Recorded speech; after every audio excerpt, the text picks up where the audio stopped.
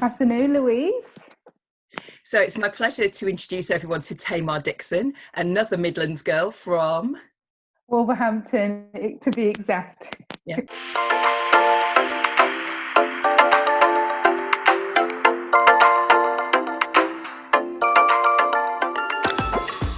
Yeah, a fine city. Yeah. And we're going to be talking a little bit about what Tamar's been doing under lockdown, which is podcasting.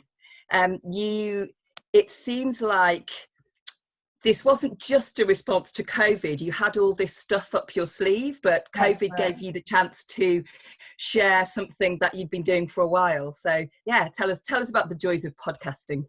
So, first of all, I am new to podcasting. I'm new to the podcasting world, and I have so much more to learn. I'm excited.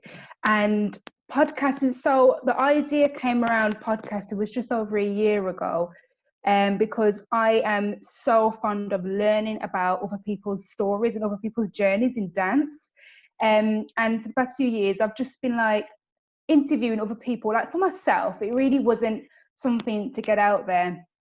And every time I'm learning about someone else in dance, whether they are a choreographer, whether they are a performing artist, or even if they're working behind the scenes, a manager, like I've always just been inspired by the wealth of what dance has to offer, and really just combating like the myths of dance. Like people think you're just dancing on stage, but there's so much more. So I was just like, wait, all of these recordings that I've got, all of these stories that I've picked up like along my travels as well, it really just encouraged me to just start a podcast series. I just thought, let's do this. And this was like about a year ago. And the name of my podcast that's out right now on Spotify and on my website is called Insights, an insight into your dance journey. So it basically is a platform vocalizing dance. It's exploring the different avenues of dance, telling real life stories, it's real talk. And it's also the trials and tribulations, but from the world's perspective. So it isn't all just local talk. And with the podcast Insights, it really looks at dance and culture, identity and community. And the series that I've just released out this year in May is based in Jamaica.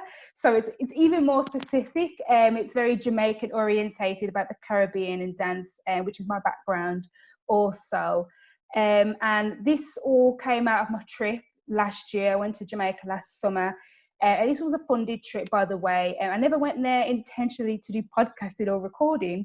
I was actually there on a cultural exchange program with a company out there called Manifesto Jamaica. So I was really working in community arts engagement as well, and coordinating. And when I was there, right on the soil of Jamaica, I was like, wow, everybody is just teaching me. I'm just learning every single day. And I felt a bit like in the UK, that story is not told.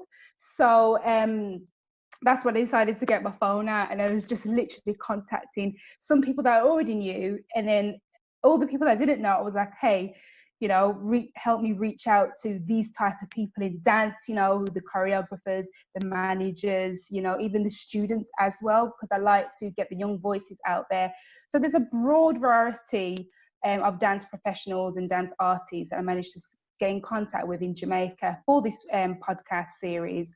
And the benefit as well with it is that it's not just from Jamaicans in Jamaica. I actually managed to get in contact with those from America as well. And then when I came back home to the UK, I then reached out to a few UK-based dance artists and professionals with Jamaican backgrounds. I really wanted to just spread the word of the Jamaican diaspora of dance, culture and identity. So that's a bit of the background story, the exciting side of it. But going forward, I will be bringing it back, a fresh series, but it won't be based on Jamaica. That was just series 1. And then series 2 and 3 will be on different topics too. But everything that I do is always coming from a place of just, it's kind of world's perspective and being resourceful as well, and really telling stories, real stories, to inspire others, to educate others too. So that's Insights in a nutshell. And the name Insights, I actually had that name since 2016. So that's not a brand new name.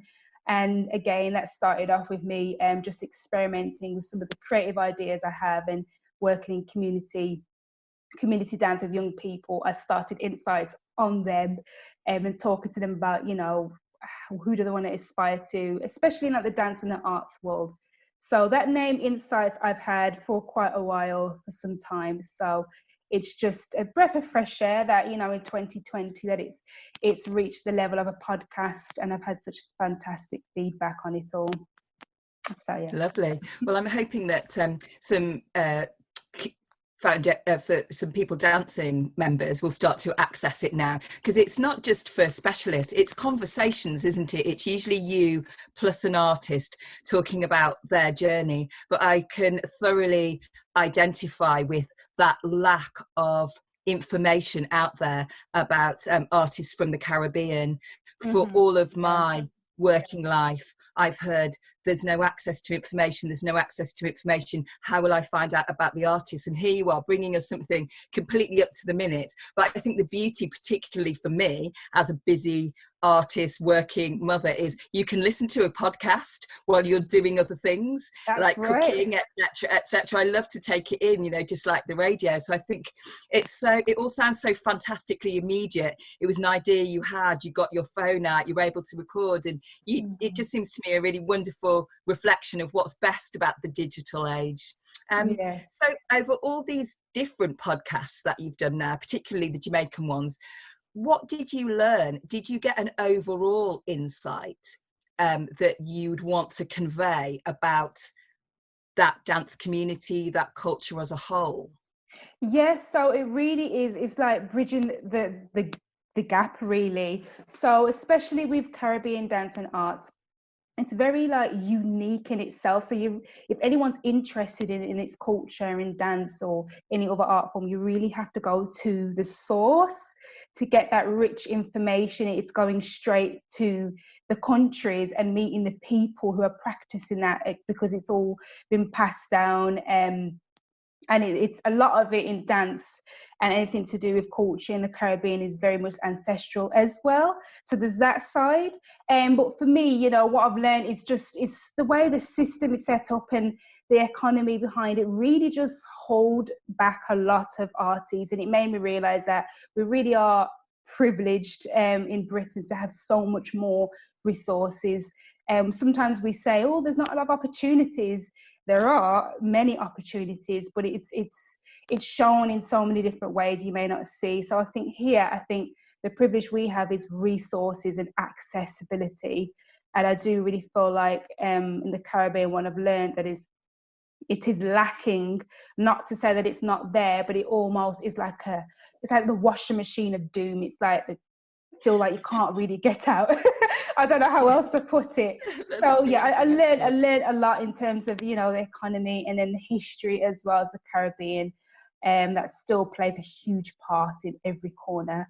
It manifests even in the arts and in business and education. So yeah, I learned a lot about that side. Yeah.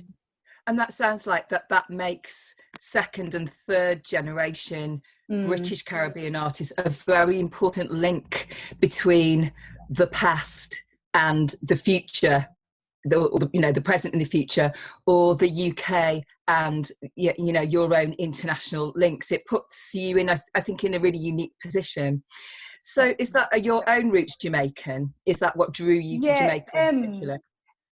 Kind of, yeah. I can't lie. So in a way, yes, it did. And it was just easier, to be honest, for me to just start there as a starting point. And then from there on, I can expand and just reach out to many different people, different artists from different cultural backgrounds as well, which I'm always open to. But I use Jamaica as my starting point, definitely. Well, they do say our first community is ourself. And like, you know, we have to start with yourself and your own identity. And it sounds like some of the podcasts came from the young people you work with asking questions. So did you find out anything that helped you to grow as a person, as an artist, from going back to that source, from going back to your roots? So much. And it's so difficult to put into words. It's always something I really want to express myself and vocalize, but it's something that is a lived experience and it's a feeling. But I just say this generally to anybody. You don't, well, going off the back of the podcast, and as it was, the first series is based like in Jamaica. You don't have to be into Jamaican culture or arts, but it is really important to really understand somebody else's background basically in the profession that you're into. So it's really, I really think it's really important to really to expand your wings and just reaching out to others outside. But on the other hand, it's for those who are artists of Jamaica or any other Caribbean background, it really is important to learn where you have come from anyway, because it really does solidify where you are today, and it really just made sense. Everything was coming back to me, coming back home. I was just like, okay, I can understand this is like this, why this is like that. And I'm so proud that I've got the podcast out there from the people to really explain how dance works overseas. But I can't give it all away. Just take a listen. There's like 11, I think there's about 11 episodes, 10 or 11 episodes. And every single one of them are different in its sense. So yeah, it's good. Can you give us an idea of the different people, the different characters you met over there? Yeah, so I had one, the first one was really based on like the female body. So, you know, anybody that's interested in, you know, women in dance, especially, and motherhood in dance, that was a really big topic of the first episode. I had other episodes that really touched on inner city communities, and inner city communities also known as the ghetto, as they would say, is also known as deprived communities, and how they've tried to use dance as an outsource and outreach into those inner city communities. And it's very much different to the UK. I also had topics about dance education, like in higher education and further education in Jamaica, which I think my favourite one is most insightful. Other topics on the diaspora, so I spoke with about a few people from America, and then from the UK, and they were sharing their outlook on the Caribbean, being born and raised outside of their home country. So that one is a very, very topical debate all the time, because it's always something that's going to look at different angles. So yeah, and then I spoke to a few young people, and I think it was very important to get the young people's voices heard, because they are the future. They say it all the time, and their outlook, their experiences, what they have to say more than likely will manifest in years to come. So I got their experiences and their voice, and they were really talking about being a young person, a youth, and also in training, and what training is like for a young person in Jamaica. So yeah. Sounds great. It sounds like very typical concerns of anybody anywhere in the world. So absolutely worth tapping into. And so yeah, like you were saying, so important to have that perspective. So you've done a lot of traveling. You are what I would call an establishing artist. You're 6 years from graduation. Is that right? From Wolverhampton. Wow. Yes. Yeah, from university. And what, you know, listening to your story, what 6 years it's been. And talking about young people, one of the other reasons, apart from letting people know about the podcast, that I was so keen to talk to you, was to talk to other people. Obviously, people who are graduating now, they're having a very different time, going on a different journey. But you took a very different and untypical journey, and really made the most of it. And it's led you to a really interesting place. And it's about those establishing years. You've already emerged, but on that journey, you found yourself, literally, as we were just saying, also found out what you were doing, what you were interested in, and you really seemed to me like a really fine example of the courage to follow your instincts. And I think that's something that maybe young people graduating or moving through dance training now are probably going to need. So I wonder, would you take us back to the beginning of your story and tell us your story from training to Jamaica? Oh wow! There's a lot has happened. I have to give you all in bite-sized chunks. How did you? To death. Yeah. How did you begin? Did you begin in a community setting for dance? So how I got into dance, so it's actually through my aunt. It was my aunt that pushed me and got me into dance, because she was a dancer as well. So she took me along to her dance school in my local town. And I started off doing ballet, tap and Latin, which tends to be very typical. I really did enjoy it though. I started from the age of 4, so I was very committed in those styles. And I say this to a lot of people, and it's something that I've recognized as well in dance, that when people first get into dance, what inspired you in the beginning tends to be from a family member or from the community, like a community setting, whether that's and like a dance school coming in outreach to a club or to school. So it tends to be one or the other. So in my circumstance, it was family. So yeah, my aunt got me into dance, very committed in lots of exams and competitions, you name it, throughout school. And then when I left school, I was like, yeah, I want to dance again. There was nothing else. So then I went to college straight after school in Birmingham. And you began to encounter different aspects of dance in college that you found inspiring. Were some of the people coming in, you talked about the importance of the outreach of people coming in from education. Was that when something began to shift in you towards the dance identity that you have now? Definitely would say, like, in college, like the brink between ending college and then going to university, like that transition stage really did open my eyes, and to see that dance, I can dance. I don't have to just dance on the stage. I can work in dance. I can still keep dance with me, but it doesn't have to just be on the stage.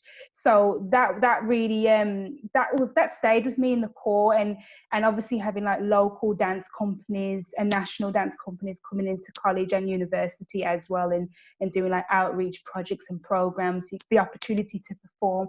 And that was like the prime time for me, you know, in my not my early 20s, my late teens. I'll say in my late teens, you know, and I was really inspired, and I was really just motivated, and all I could see was just dance. And people would say, is there anything else you would have done?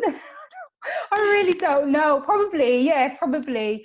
But yeah, so that the outreach really did encourage me, and dance education, like from other colleges and from other companies who are really working with young people, is what kind of encouraged me and my peers as well during that time. And The even when I was, styles, go on, oh, sorry. sorry, the styles you were encountering then, was it more contemporary coming in, and had you already begun hip hop, or is that the time when Yeah, those so so I started contemporary late. Yeah, so contemporary came to me, yeah, when I was at college, towards the end of college. And even when I started it, I really wasn't into it at the time. It was just weird to me. It was just, we were on the floor, and it was just different, you know. And I do appreciate contemporary today. I continue that practice. And you know, hip hop styles also introduced me around this a lot earlier, actually, a lot earlier, but I took it more seriously when I was in college. And I have family members who are, you know, really into like underground hip hop. And that's not just in performance, but all elements of hip hop styles. Anyway, so yeah, and I just kept that with me, kept it going. And this is something that I have picked up on now, and I hope other younger people who are listening, and young people who are practicing at the moment, that, you know, even if you're practicing dance, whether it's like a career or if it's just for a passion, it really keeps you grounded. And I just got a lot of discipline from dance, definitely. And what I mean by discipline, it's just little things like punctuality, you know, turn it to a class on time, and you're there prepared, ready in your uniform or whatever you're dancing, and it's knowing, you know, right from wrong in a class. So I learned many other lessons that could be used outside of dance. Yeah, we were comparing when Tamar and I were chatting to prepare this, about, we talked about the confidence it gave us as young women as well, just self-confidence, and just having that space to dance with other young girls. So you moved on from college to uni. That was a bit of a bumpier ride. How did you deal with the joys and challenges of a degree? Oh, wow.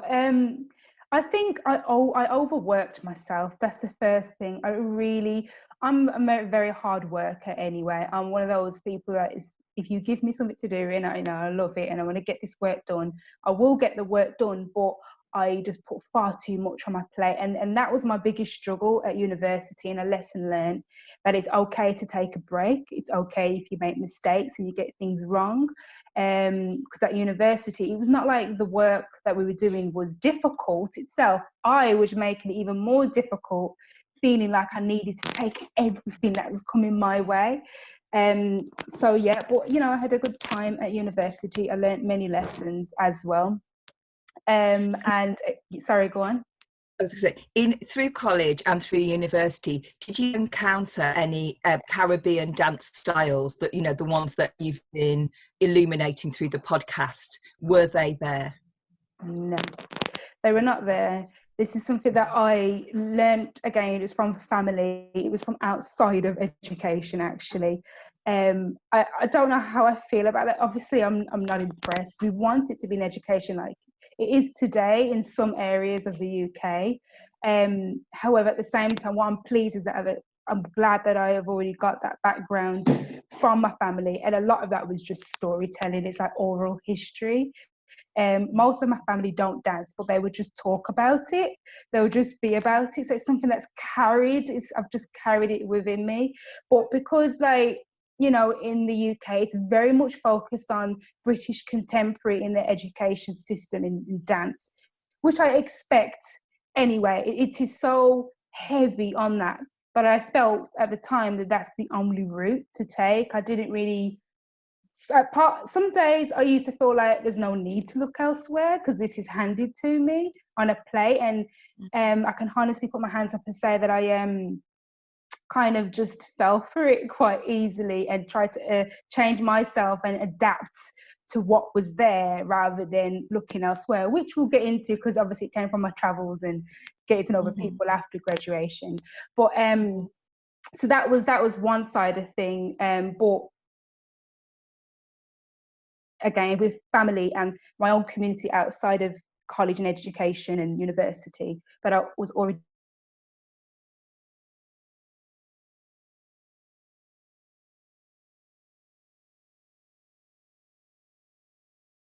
home in the UK. So, and at that age and that time, I just didn't know any better. I just didn't understand. But obviously, I've learned now. I'm understanding, of course. But yeah. So it sounds like at the end of uni, that was the time to get out and look all around and about. And this is where the unconventional part of your journey begins, because you were saying that unlike almost everyone else in your class, you didn't want to go out straight out and have a performance career. You wanted to begin in your own community. And it sounds like also in some ways to make up for the things that you didn't have on your dance journey. Is that fair to say? Yeah, that's fair to say. Yeah. So you know, after graduation, after the dissertation, should I say, my mind was not fixed on getting a job. I really wasn't like, let's get a job, because I was just like, I need a break, number one, and secondly, surely there's so much more I can do. And I booked myself a trip to Thailand. Pretty much that was it. Thailand was fed to me again in like the student union about this working abroad, traveling abroad, and I just seen it one day and I was like, that's it. I really didn't think twice at the time, and I just did it. And then when I booked it, I was like, oh, what have I done? What have I got myself into? I did have these doubts, like, oh my gosh, but I just did it anyway. And that's, you know, my love for traveling has just grown ever since university. So yeah. Once you got there, dance followed you there, or you automatically gravitated to dance the minute you arrived? Is that right? Dance came with me. Dance just naturally just gravitated, because in Thailand, for example, I went there teaching English abroad, got the qualification. I also got teaching qualification as well on the side. And whether I found a different way of like teaching these Thai children, and I would just started moving, not necessarily dancing like a whole choreography, and it just kind of naturally came out to express, you know, in the lesson plans that I had. And I was like, wait, what am I doing? Why don't I just do different movement styles and creative movement to these young children? And then it just stayed with me. You know, I think that's just something natural, especially if you've been for me, from the age of 4 that's the only thing that I've really ever done outside of school was perform and dance and train. It's natural, and I think that goes for any other hobby someone has, because it was first just a hobby and then obviously now a career. So Mm-hmm. And yeah, I would agree with that. Most children they still speak movement. It's, you know, it's their first language, and it carries on being really high in the mix. I used to think it stopped at about age 8, but the more I meet young people, I think it's still there. It's still there. It's still so important. And tell us about some more. So I take it Thailand led on to more travels, and there's about 4 or 5 significant places and programs that you've been on, aren't there? yeah. So after Thailand, I went to where was it? Italy. Italy was the next one. Erasmus. Yes, Erasmus Plus. That was also dance related. So I was hooked up with a choreographer from a province called Lanciano. I always try my best to pronounce this is right, different countries. So yeah, so I did again, it was choreography and like community engagement as well. I did out in Italy, and it was part dance and part like coordination in the arts. It was still very artistic either way. That was fantastic. It was really great. And the mentor I had out there in Italy, she really like did her best to really immerse me in, like, you know, culture in Italy in terms of dance and the arts. So I got the chance to meet many other people and go around to different dance schools, and it was a lot of it was observation as well, then the opportunity to teach with her as well. Then I did a dance for film project in this local beach. I've got that out on YouTube. But that was a really great trip to Italy. I went to many places. Cuba was one. Cuba, I did a few. The classes that I did out there were private though, so it was more or less like a private training, private learning. And this was for me again, it was to understanding the arts in the Caribbean. So Cuba was one trip. Senegal as well. How could I ever forget Senegal? Senegal, honestly, in a nutshell, was just such an spiritual awakening. I was there for about 2 weeks. I was crying on day 3, honestly, because I was that just immersed, that just so deep into it. And I learned a lot of the traditional forms and the modern dance forms too, not just Senegalese dancing, like West African dance forms. And then we had some dance training, like of the Caribbean dance forms as well, folklore, and a few styles that are involved within the hip hop genres too. So going to Senegal really surprised me quite a bit. I would definitely go back there. And I think there's probably a few other countries. And if it wasn't for the lockdown, I'd be away right now.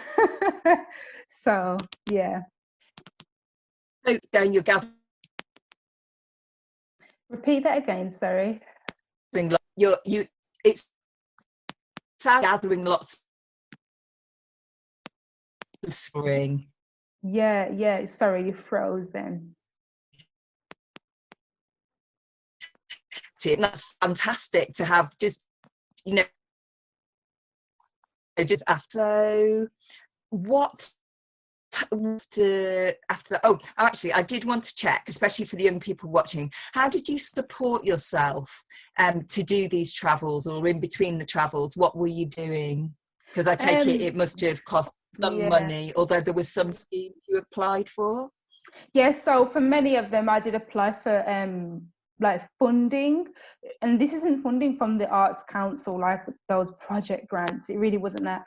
Erasmus Plus is a really great resource. I recommend people to reach out to them, and like Prince's Trust as well are also good. So a lot of the fund. Sorry, go on. I think Erasmus might be ending with the end of EU. Yeah, and Sadly. that's right. Yes, I should know better. But so I made good use of Erasmus Plus. And again, at the time, it wasn't really like an intentional thing, like, oh, got to travel and money. Obviously, there's always going to be this feeling like, oh, can I afford it or not? Because I was so focused on just, you know, really creating an impact for myself and the people around me for the future, and using traveling, you know, as my career, should I say. I wasn't so caught up on the funds. But the funds really, again, part of it came from funding bodies, and the other half was that I was working as well, part-time. I've worked since I have left university throughout.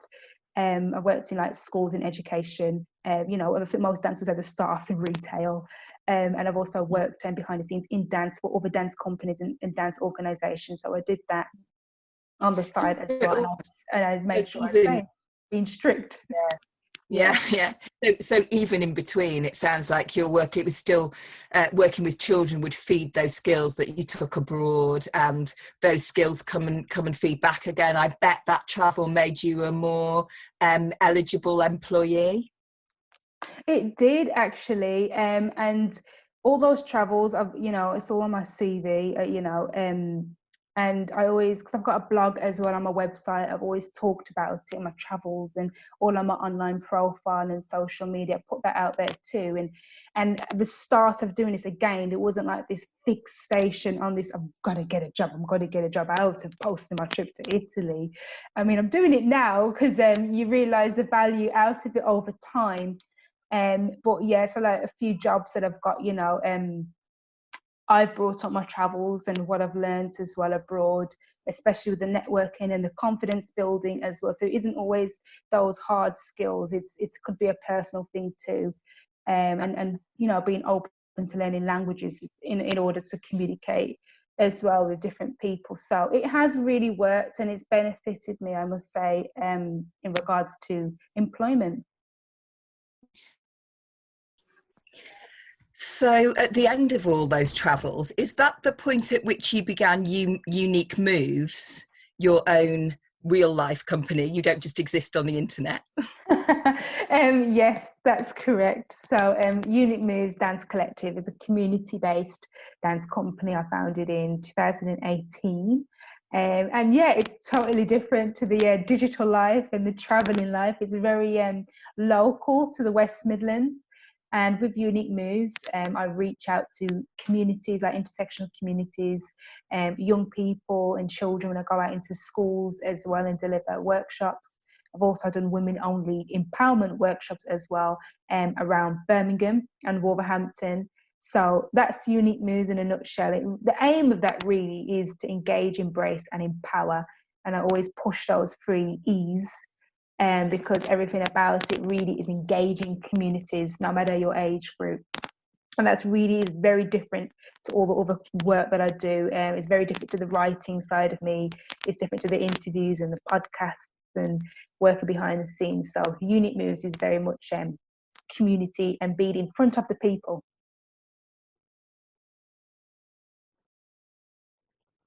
As many other practitioners.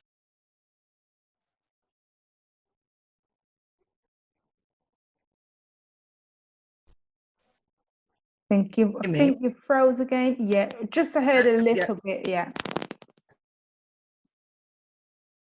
Again, have you continued online if community practitioners have done?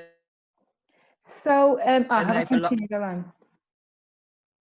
So to be honest with you, I didn't start online like straight away like everybody else, because for many reasons. One, I really just took the opportunity to take a break, which I think is very important. So I didn't want to feel obliged or pressured to automatically offer dance classes online just because everybody else was. And I know that I've got a community out there who probably are waiting, and we're still in good contact, so I haven't left them hanging. But you know, the lockdown and COVID-19 really taught me many lessons that I've realized that I am doing so many different things that are great things, but I need me time. So I have been taking a step back and I haven't been offering the classes online. But on the other hand, it's given me the opportunity to re-evaluate, to re-look at all the work that I'm doing as well and offering in a different way, and then re-entering the digital world from a different angle. So that's what I've been doing. But this month I actually started a fresh new it's not exactly fully fresh, a new online workshop called the Self-Reflection Workshop for Creatives. And this one is it's aimed towards anyone, whether you're a dancer or not, but it really is aimed towards creatives, entrepreneurs, in any artistic discipline.